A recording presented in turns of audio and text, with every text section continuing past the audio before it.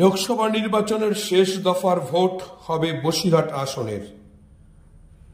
Parliament ভোটের প্রাককালে বাদুড়িয়ার বাগজোলা এসে আইএসএফ প্রার্থী আক্তার রহমান বিশ্বাস জানান, শিক্ষা, স্বাস্থ্য সহ ইছামতির উপর নির্মীয়মান সেতুর কাজ দ্রুত সম্পন্ন করার জন্য তিনি দিল্লিতে গিয়ে আওয়াজ তুলবেন। শুনুন কি বলছে বসিরহাটের আইএসএফ প্রার্থী। ইন্ডিয়ান সেকুলার ফ্রন্টকে বিপুল ভোটে জয়ী করবেন।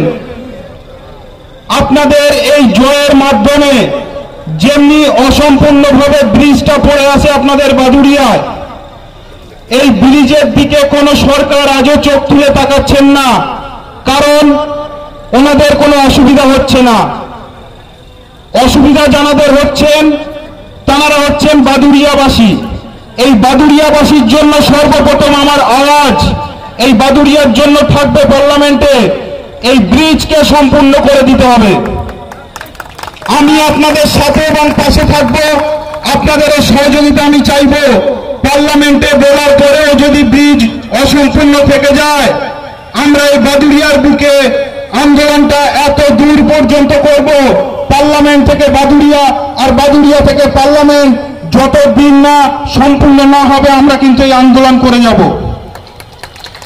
এর পাশাপাশি স্বাস্থ্য এবং শিক্ষা, বাদুড়িয়ার মতো একটা ভালো জায়গাতে এখানে তেমন স্বাস্থ্য কেন্দ্র নেই যে একটা ছোট অ্যাপেন্ডিক্স অপারেশন করা হয়।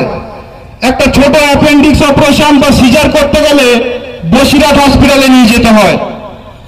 আমাদের দাবি থাকবে যেমন স্বাস্থ্য, ব্রিজ, এর পাশাপাশিও শিক্ষা থাকবে।